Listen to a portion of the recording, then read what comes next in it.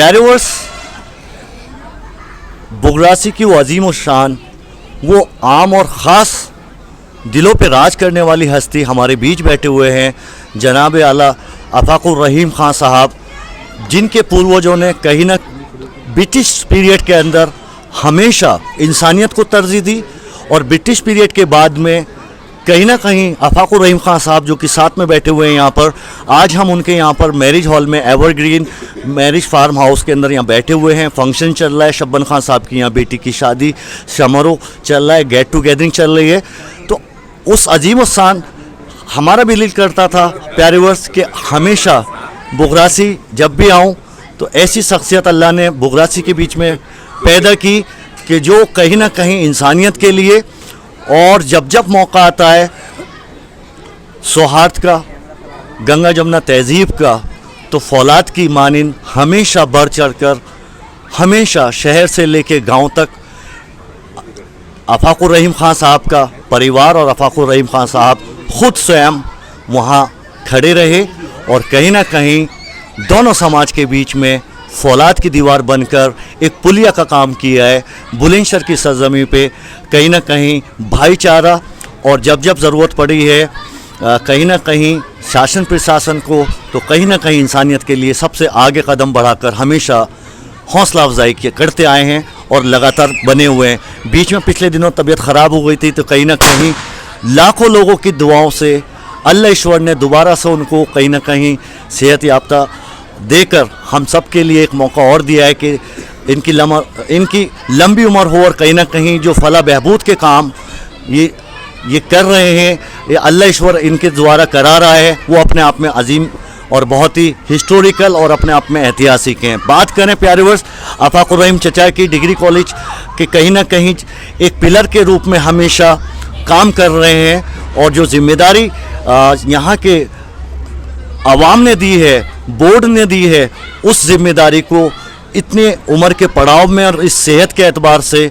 कहीं ना कहीं सबको चौकन्ना रखते हैं और कहीं ना कहीं आला मुकाम पर दोनों डिग्री कॉलेज और गर्ल्स डिग्री कॉलेज को पहुंचाने का उस पिलर का नाम है अफाकुर रहीम खान साहब। और बात करें बुगरासी में तो आप बात कर सकते हैं, यहाँ पर हमेशा की तरह कोई भी आला अधिकारी आता है तो बुगरासी में चचा अफाकुर रहीम खान साहब के पास आना पसंद करता है और कहीं ना कहीं इनसे समाज के लिए और इंसानियत के लिए एक रोल मॉडल उनकी हस्ती से मुतासिर होकर अपनी ज़ाती ज़िंदगी में भी कहीं ना कहीं कोशिश करते हैं कि अफाकुर रहीम चचा को आइडियल रोल मॉडल मानकर अपनी एक नई ज़िंदगी की शुरुआत हो।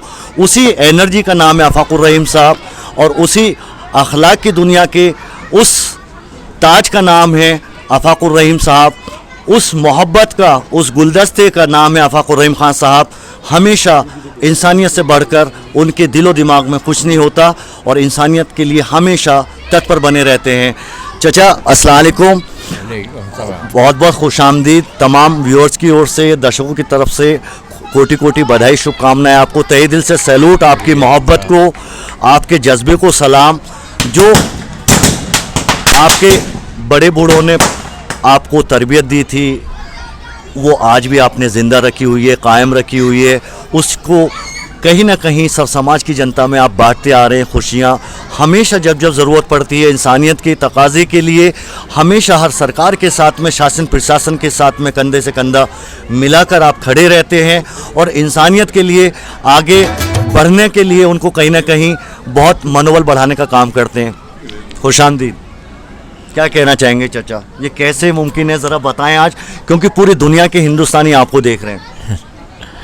देखिए, लोगों ने मुझे पहले भी सुना होगा, लेकिन अब तो वो बात है कि अपनी किस्मत का क्या गिला कीजिए, पेश आया जो पेश आना था, अब कहाँ रहा बाकी आफाक, उसका भी कोई ज़माना था। अब तो बोलने में भी एक परेशानी होती है। बस आपने कहा तो मैं बोल रहा हूँ।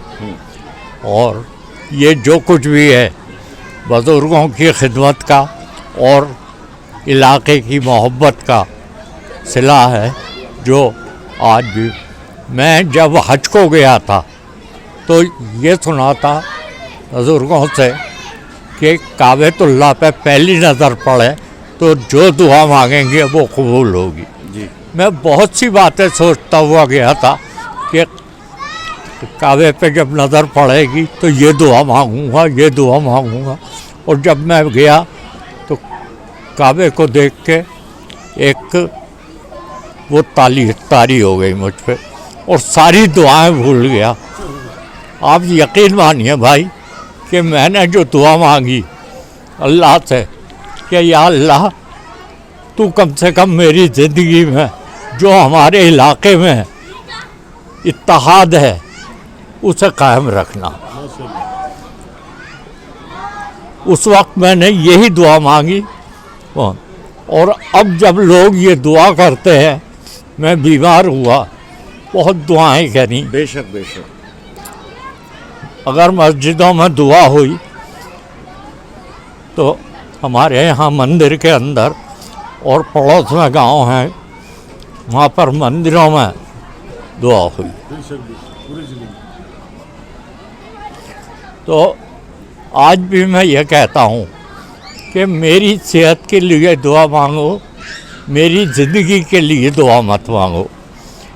क्योंकि अगर सेहत ना रही और ज़िंदगी रही, जो मेरा अमल था उस अमल को करना छोड़ दिया तो मैं तो नाकारा और नापाक हो जाऊंगा। तो मेरी यही दुआ है कि जो मैं अमल करता रहा हूँ अल्लाह जब तक की ज़िंदगी दे उससे जारी रखे। और आप लोगों के एक ये कि मुझसे कोई अमल ऐसा ना कराए कि मैं दिलों से दूर हो जाऊँ। बस प्यारे वस अलील थे, बहुत ज़्यादा सीवियर बीमार थे, आईसीयू में इलाज चल रहा था दिल्ली के अंदर। ये हकीकत है, ये वो शख्सियत हैं अल्लाह ताला ने उस बड़े दिल से नवाजा है, किसान परिवार के अंदर जन्मे और कहीं ना कहीं जो दुखों औरों के दुखों को अपने दिल के अंदर समेटना, ये बड़कपन है आफाकुर रहीम खान साहब का। और हमेशा इंसानियत के लिए हमेशा 24 घंटे लगातार, शायद ज़िले के अंदर पहली शख्सियत हैं सर समाज के अंदर जो 24 घंटे इंसानियत के लिए, दूसरों के दर्द के लिए इनका दिल धड़कता है। ये अपने आप में हकीकत और भली बात ही जानते हैं। जितने यहाँ पर प्यारे वर्ष यहाँ पर जो हिंदू सनातन धर्म में आस्था रखने वाले लोग हैं, यकीनी तौर पर उन्होंने मंदिरों में दुआएं कराई हैं। तबीयत अलील रही, ख़राब रही बहुत ज़्यादा, उन दुआओं की बदौलत कहीं ना कहीं दोबारा से सेहत याफ्ता हुए हैं और हमारे बीच बैठे हुए हैं।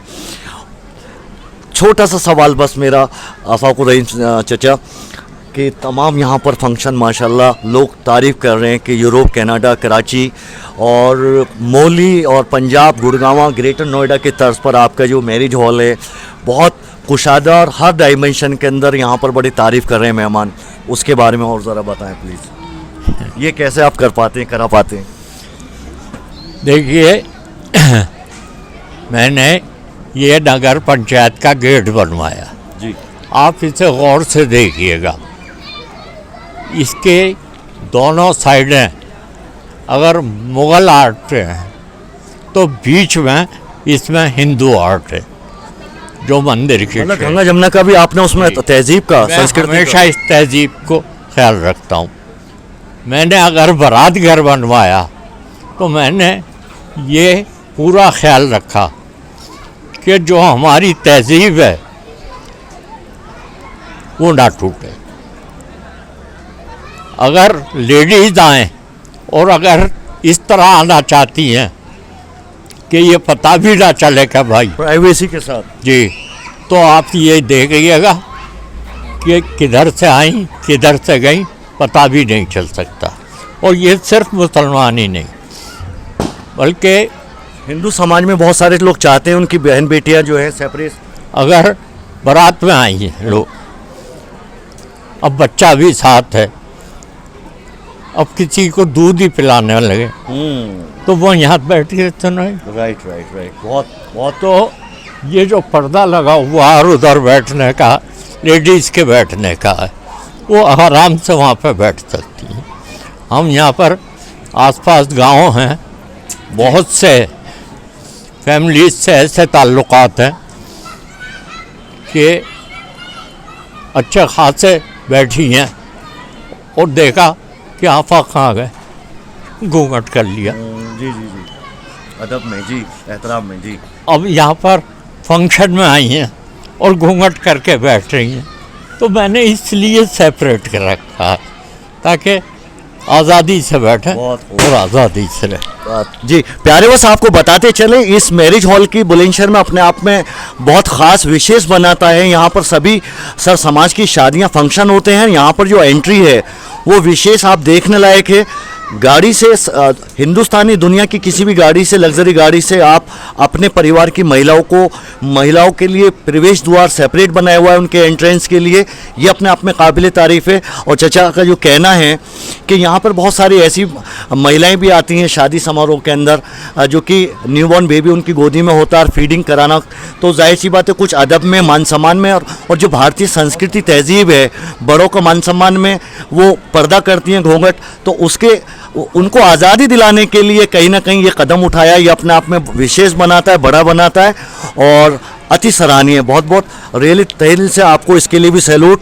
और बहुत मेहमान खुश हैं, हम भी खुश हैं। तमाम यहाँ पर आज मुझे काफ़ी लोग मिले, सभी ने आपकी बड़ी तारीफ़ की है, दाद दी है। और एक बार पुनः मैं आपको सैल्यूट करता हूँ दिल से। आपको अल्लाह ताला आपको और ज़्यादा इज़्ज़त से बख्शे और अल्लाह ताला आपसे और ज़्यादा सेहत दे। और कुछ पैगाम कुछ कहना चाहते हैं? नहीं बस साहब। शाहिद भाई, मैं एक उनके लिए जब ये बीमार थे मुआफ़क़ भाई, तो मेरे वार्ड 2 पड़ते हैं, आपको मालूम है। तो जितनी दोनों वार्डों में मस्जिदें आती हैं, हाँ, मैंने आफाक भाई के लिए हर मस्जिद में दुआ कराई। नहीं नहीं बिल्कुल। देखिए इमलिया हो, अकबरपुर, कमालपुर, बड़े मुफ्ती साहब मुफ्ती महमूद देवबंद, और वहाँ भी हापुड़ भी मदरसे में दुआ हुई आफाक भाई के लिए। कि मैंने जब हज को गया तो काबेतुल्लाह पर नज़र पड़ते ही ये कहा था, या अल्लाह जब तक मेरी ज़िंदगी हो इस इलाके को अमन चैन रखना। और ये अल्लाह की तरफ से तो इंशाल्लाह होगा, लेकिन अपना अमल भी ऐसा रखना चाहिए कि अमन चमान और इत्तेहाद रहे। ये काम हमारा और हमारे समाज का है। शुक्रिया। ठीक है। तो प्यारे बस कहीं ना कहीं दिल की आवाज़ और अपनी आत्मा की आवाज़ से हमें कहीं ना कहीं चार चांद लगाने का काम किया है। राष्ट्र के लिए एक बहुत बड़ा संदेश, सर समाज की जनता के लिए, किसान से लेके झोंपड़ी तक सबको एक ही संदेश दिया है, इंसानियत सबसे बड़ा धर्म है। और आप जब तीर्थ यात्रा पे गए मक्का मदीना, तो वहाँ पर काबेतुल्लाह के अंदर भी जो है अपने इलाके के लिए, अपने हिंदुस्तान की सरजमी की में सौहार्द के लिए, डाइवर्सिटी के लिए यही दुआ मांगी। जब पहली नज़र जब आप हज पे गए थे तो पहली नज़र जब काबेतुल्लाह पे पड़ी तो यही दुआ मांगी। ये अपने आप में वाकई में अल्लाह कबूल फरमाए और इसी तरीके से काम करा जाता है। तो प्यारे वर्स कोशिश और करेंगे यहाँ पे आपको जो विजुअल्स हैं इनके मैरिज हॉल के, आफाकुर रहीम साहब की बड़ी अपने आप में बड़ी कुर्बानी रही है, बहुत प्रेम रहा है। और आगे फिर कोशिश करेंगे किसी और मौके पर आफाकुर रहीम चचा से आपसे रब्ता लगातार बना रहे और आवाम के लिए, बुलंदशहर की जनता के लिए कोई पैगाम होगा तो ज़रूर नए हिंदुस्तान उनकी खिदमत में और उनके परिवार की खिदमत में हाजिर हमेशा रहेगा। तो ये था आज का अपडेट प्यारे व्यूअर्स। वीडियो को लाइक करें, शेयर करें, फिर मिलते हैं नए वीडियो के साथ में। हिंदुस्तान जिंदाबाद।